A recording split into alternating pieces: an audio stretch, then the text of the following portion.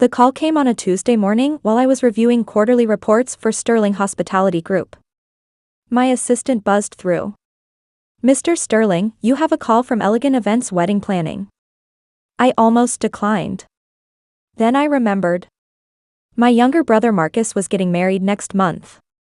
I'd paid the deposit 6 months ago when I heard they were struggling with costs. $50,000 to ensure my brother had the wedding he dreamed of.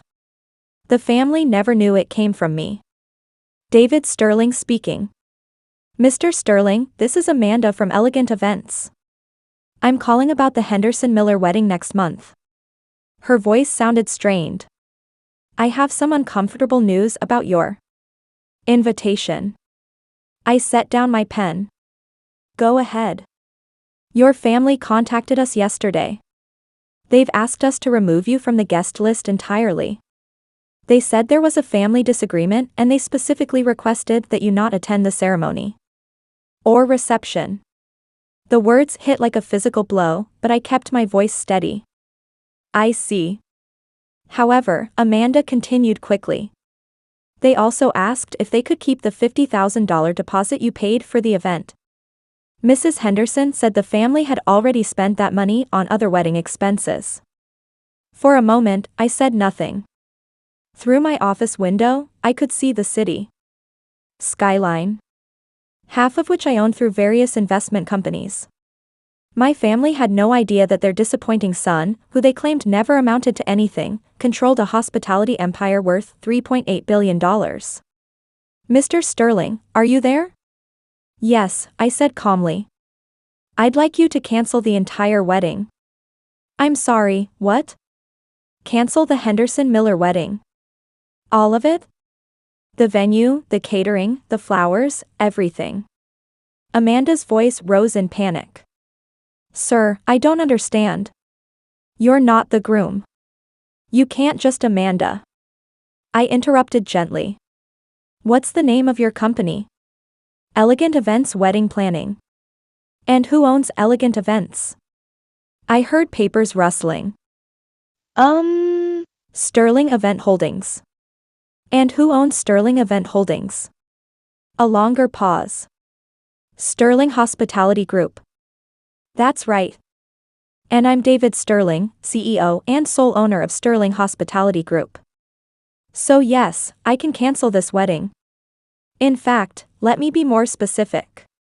Cancel their reservation at the Grand Harbor Hotel as well. That's one of mine, too. And Symphonic Catering, also mine. The flower arrangements from Premier Botanical, the photography package from Lens and Light Studios, mine as well. Mr. Sterling, I had no idea you were." "There's more, Amanda. The bachelor party reservation at Harborview Resort. The rehearsal dinner at Coastal Elite Restaurant. Even the limousine service they booked through Prestige Transportation. Mine." I could hear her breathing heavily on the other end of the line. "But sir, the wedding is in 3 weeks. There are 200 guests' deposits paid. Cancel everything. Refund any deposits paid by guests for accommodations. Send the Henderson and Miller families a bill for the full amount they owe, minus my original $50,000 deposit, which I'm keeping as a cancellation fee. Mr. Sterling, this will destroy the wedding. There's no way they can find alternative vendors this close to the date. That's not my problem anymore." After hanging up, I sat back in my chair. 28 years old and my family still saw me as the college dropout who threw his life away when I left Harvard Business School to start my first company. They had no idea that the small event planning business I'd mentioned casually over the years had grown into one of the largest hospitality empires on the East Coast. My phone buzzed with a text from my mother. "David, we need to talk about your recent behavior. Your attitude toward Marcus and Jennifer has been unacceptable. We think it's best if you don't attend the wedding. We'll be keeping the money you contributed since we've already spent it." I smiled and typed back. "Understood. Enjoy the celebration." What my family didn't know was that I'd been quietly building my empire for 8 years. It started when I dropped out of Harvard. Not because I was failing, but because I'd identified a gap in the luxury event market. While my family saw my decision as giving up, I was actually walking away from a guaranteed corporate job to bet everything on my vision. The first company, Sterling Events, began in my studio apartment. I planned corporate gatherings and small weddings, working 18-hour days and sleeping on my office couch. My family's response: "David's going through a phase. He'll be back to real work soon." Within 2 years, I bought my first property, a small event venue that was struggling financially. My family still thought I was playing entrepreneur while they focused on my brother Marcus, who was following the traditional path through law school. By year 4, I owned 6 venues across 3 states. Sterling Hospitality Group was born, and I started acquiring complementary businesses, catering companies, florists, photographers, transportation services, every aspect of the luxury event industry. My family remained oblivious. At holiday gatherings, they'd ask about my little business, while discussing Marcus' promising career at his law firm. When I bought my first hotel, a boutique property downtown, I mentioned it casually as expanding into accommodations. They nodded politely and changed the subject. The real growth came in years 6 and 7. I acquired struggling hospitality companies during the economic downturn, rebuilding them into profitable enterprises.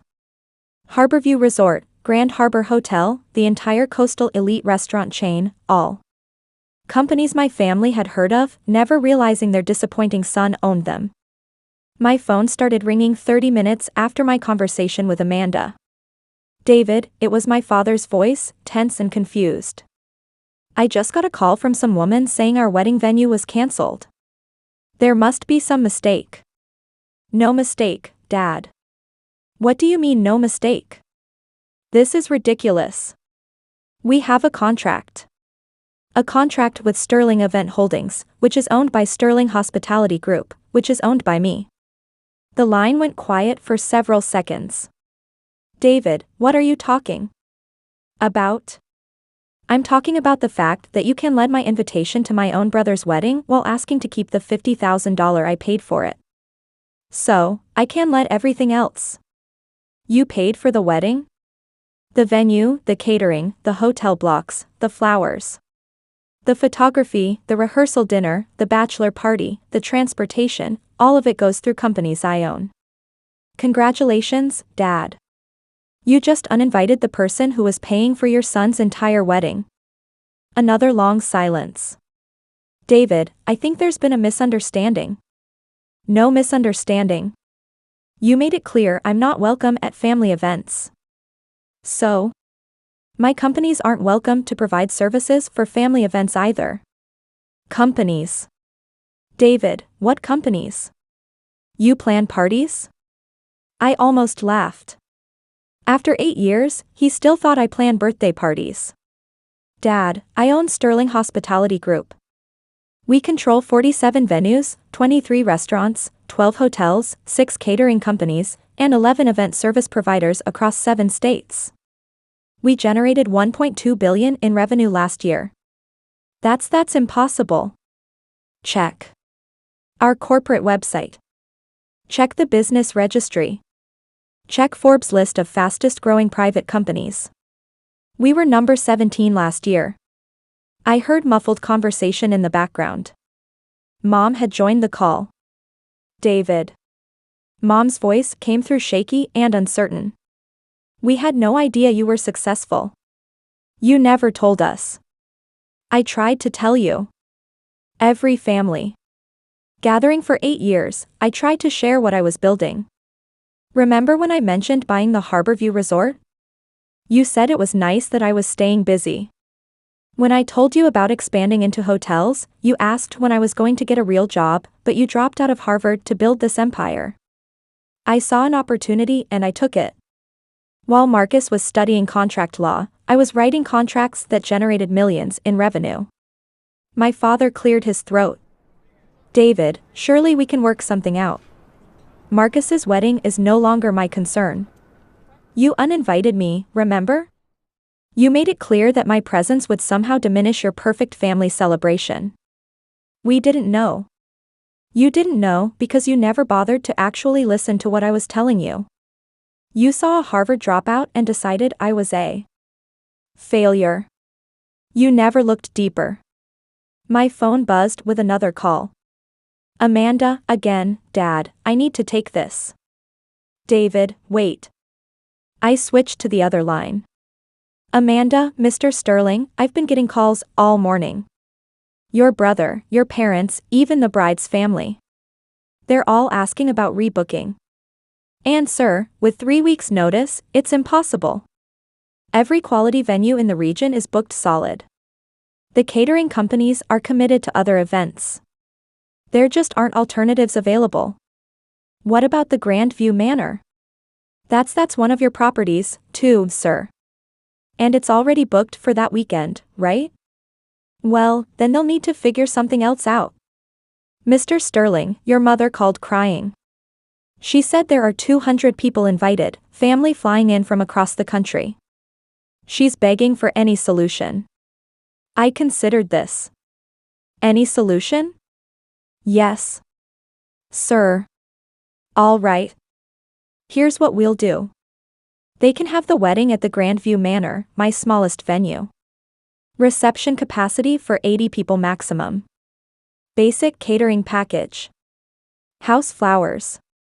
Staff photographer only. Total cost $200,000 paid in advance. Sir, that's 4 times what they were paying before and half the space. That's the offer. They wanted to exclude me from their celebration while keeping my money. Now they can include me in their decision-making while paying market rates. And if they refuse, then they can get married at City Hall. I hung up and returned to my work. 3 hours later, Marcus called directly. David, what the hell is going on? You're getting married. Congratulations. Don't play games with me. Mom's been crying all day. Dad's had 6 phone calls with different vendors, and everyone keeps telling him you own their companies. What kind of sick joke is this? It's not a joke, Marcus. It's business. Business? This is my wedding. Your wedding that I was financing. Your wedding that I was uninvited from. Your wedding that the family decided I wasn't worthy to attend. We thought it would be better. You thought it would be better to exclude your brother from the most important day of your life while secretly keeping the money he contributed. Does that sound like family behavior to you? Marcus was quiet for a moment. We didn't know the money came from you. Mom asked me for help 6 months ago. She said you were struggling with wedding costs and Jennifer's family couldn't contribute much. I wrote a check for $50,000 that same day. David, I didn't know. You didn't know because you never asked. Just like you never asked about my business, my life, or anything else. You just assumed I was the family screw-up and moved on. That's not true. Marcus, when was the last time you asked me a genuine question about my life? When was the last time any of you showed actual interest in what I do? The line was quiet. I'll make you a deal, I continued. You can have your wedding at one of my venues, but I want 3 things. A formal apology from the entire family, an acknowledgement that you misjudged me, and my invitation restored. Not as a courtesy, but because you actually want me there. David, of course, we want you there, do you? Or do you want my money there? That's not fair. Fair? You uninvited your own brother from your wedding while keeping his financial contribution. Explain to me what's fair about that. Marcus sighed heavily. What happens if we don't agree to your terms? Then you figure out how to have a wedding with 3 weeks' notice and no connections in the industry. Good luck with that. And if we do agree, then you get married at a beautiful venue with excellent service and your brother stands beside you as family should. I need to talk to Jennifer and our parents. Of course you do. That evening, my phone rang again. This time it was Jennifer, Marcus' fiancée. David, it's Jennifer. I think we need to talk. Congratulations on your engagement. Thank you. Listen, I had no idea about any of this. Marcus never told me you were helping with costs, and I certainly didn't know about your businesses. Most people don't. I've been doing research all afternoon. Sterling Hospitality Group is huge. You own half the venues I dreamed of having my wedding at when I was growing up. It's been a good few years. David, I owe you an apology. We all do. I was there when your parents decided not to invite you. I should have spoken up. Why didn't you honestly? Because Marcus painted you as the irresponsible brother who never got his act together.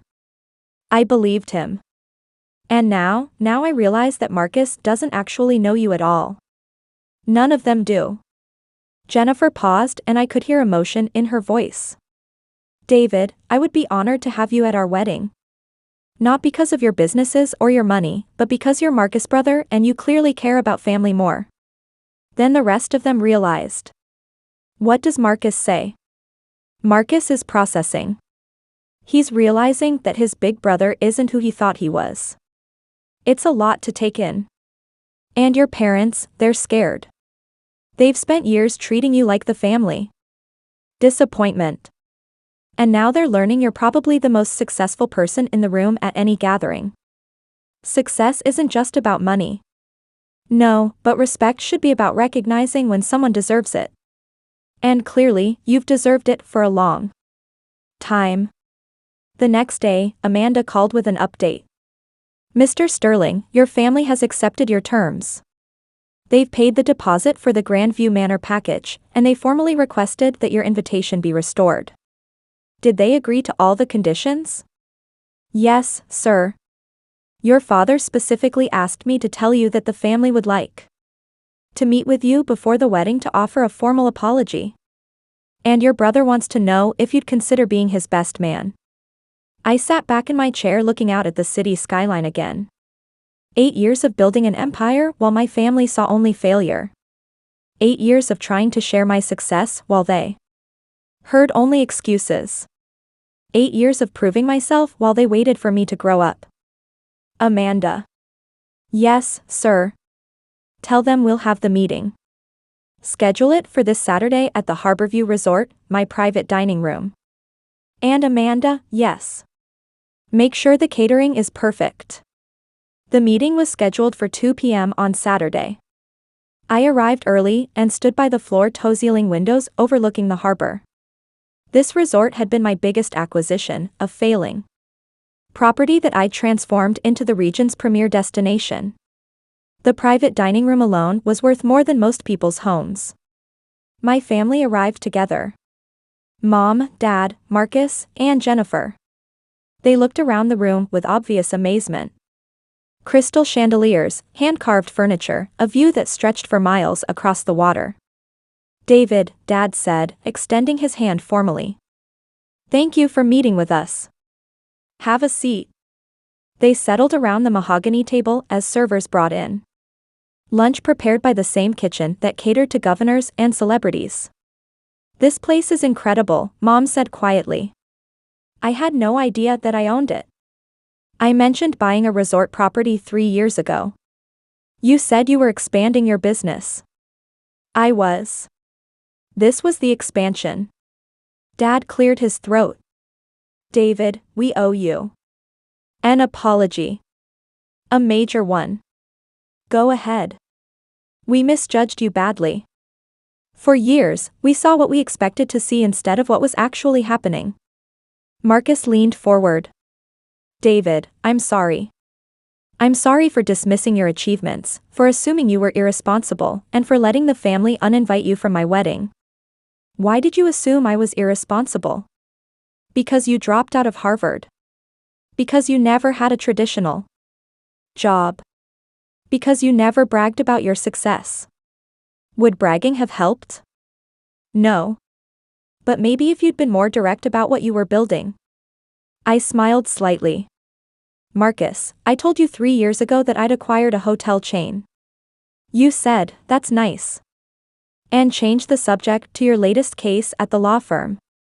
I didn't realize you meant you owned them. What did you think I meant? You had no answer. Jennifer spoke up. David, we'd like to start over. All of us, we want to know about your life, your business, your plans. We want to be real family. And if I hadn't turned out to be wealthy, what? Then? Dad answered honestly.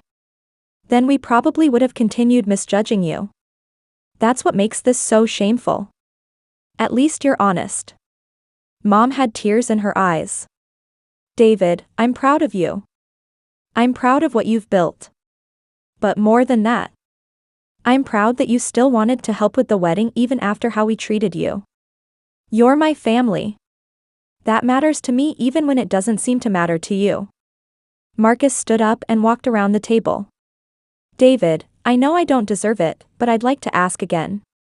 Would you be my best man? I looked at my younger brother. The golden child who'd followed every family expectation, who'd never taken a risk or built something from nothing.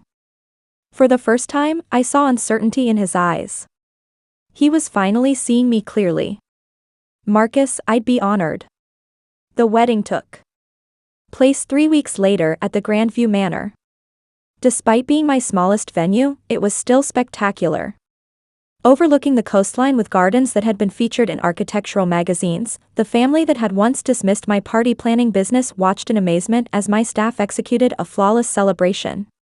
During my best man speech, I looked out at the 200 guests, many of whom had heard whispered conversations about my business empire throughout the evening. When Marcus and I were kids, I began. He always looked up to me. Somewhere along the way, that changed. He started seeing me as the brother who took the wrong path, who gave up on conventional success. I paused, making eye contact with my family. What Marcus didn't realize is that I never gave up on success. I just defined it differently. Success isn't about meeting other people's expectations. It's about building something meaningful and sharing it with the people you love. I raised my glass to Marcus and Jennifer. May you build something beautiful together, and may you always remember that the best achievements are the ones you share with family. Later, as the evening wound down, Dad approached me on the terrace. David, I have a question. Sure, why didn't you just tell us?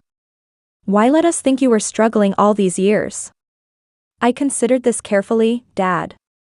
I tried to tell you, but more than that, I wanted you to be proud of me for who I was, not what I owned. I wanted you to see that dropping out of Harvard was the right choice, that building something from scratch had value. And we failed that test. You did, but you passed the test that mattered more. Which test was that? Tonight, when you had the chance to choose pride over family, you chose family.